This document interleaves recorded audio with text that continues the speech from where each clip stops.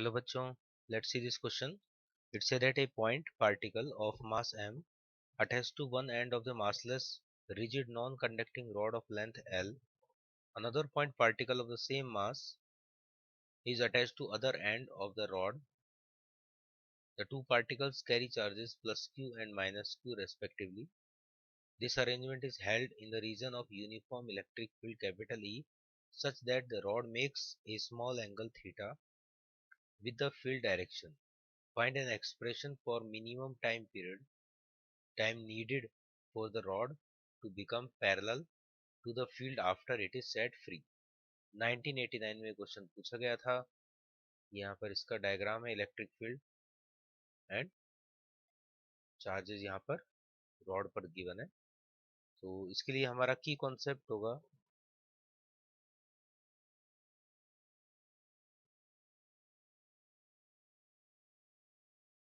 Torque का formula. Torque का formula होता है पीई साइन थीटा।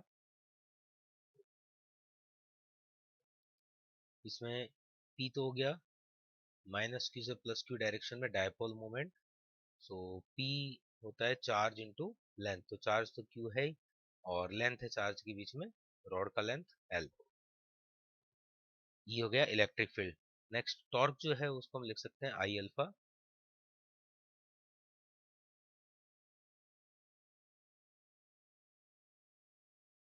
और क्योंकि यहाँ पर बोला गया थीटा बहुत स्मॉल है तो हम यहाँ पर साइन थीटा को थीटा से भी रिप्रेजेंट कर सकते हैं Q L E into theta.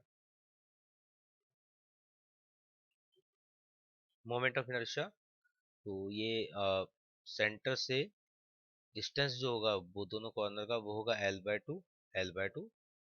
और फॉर्मूला होता है मोमेंट ऑफ इनर्शिया का M R square. So each mass का एम मास का डिस्टेंस एल बाय टू है तो M into L by two square plus M into L by two square. दोनों same है तो इंटू टू कर देंगे डायरेक्ट हम। Alpha equal to Q L E into theta. तो यहाँ से हम अल्फा और थीटा का एक रिलेशन हमें मिल जाएगा। Alpha will be equal to 2 QEL upon M L square into theta. तो थीटा और अल्फा के रिलेशन से हम टाइम पीरियड निकाल सकते हैं बिकॉज हमारा जो एंगुलर एसएचएम का इक्वेशन होता है वो इक्वेशन होता है alpha equal to omega square into theta. अगर हम मैग्नीट्यूड देखें तो alpha equal to omega square into theta हो जाएगा। अगर हम डायरेक्शन वाइज देखें तो थीटा और अल्फा का डायरेक्शन में यहाँ पर थीटा हमने इधर घुमाया है अपवर्ड डायरेक्शन में एंटी क्लॉकवाइज। और ये जो डायरेक्शन अल्फा का है वो एंटी इधर होगा अपोजिट डायरेक्शन क्लॉकवाइज। तो अगर डायरेक्शन वाइज देखें तो यहाँ पर माइनस साइन भी आ जाएगा। मैग्नीट्यूड वाइज देखेंगे तो हम डायरेक्ट लिख सकते हैं alpha equal to omega square theta. तो ये जो रिमेनिंग टर्म है ये ओमेगा स्क्वायर है। तो यहाँ से हम इजीली टाइम पीरियड निकाल सकते हैं 2 पाई अपॉन ओमेगा करके।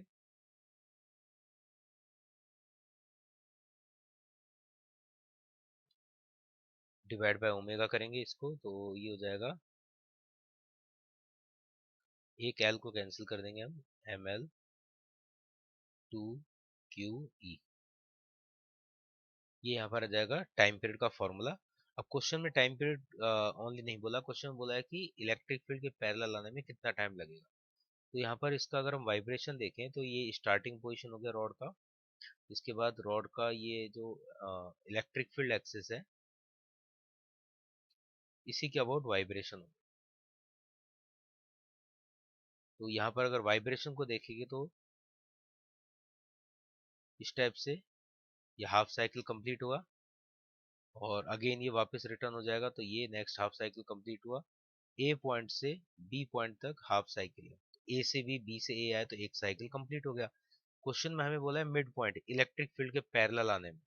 तो ये जो इस लाइन तक आने में जो यहाँ पर ये जो मोशन है ये होगा 1/4 मोशन। तो 1/4 मोशन में जो टाइम होता है वो लगता है T/4। सो यहाँ पर टाइम टेकन हो जाएगा T/4। तो T/4 में हम यहाँ पे 4 से इसको डिवाइड कर देंगे then it will be pi by 2 root over ml upon 2q। इस टाइप से हम टाइम निकाल सकते हैं, minimum time in which rod becomes parallel to electric field vector. ये एक्चुअली है 1/4 साइकिल। तो ये यहाँ पर ऑप्शन करेक्ट होगा, पाई बाय 2 आंसर आएगा हमारा। सब्जेक्टिव था ये क्वेश्चन, ml अपॉन 2q, ये यहाँ पर आंसर करेक्ट हो जाएगा। Hope you understand it well, best of luck.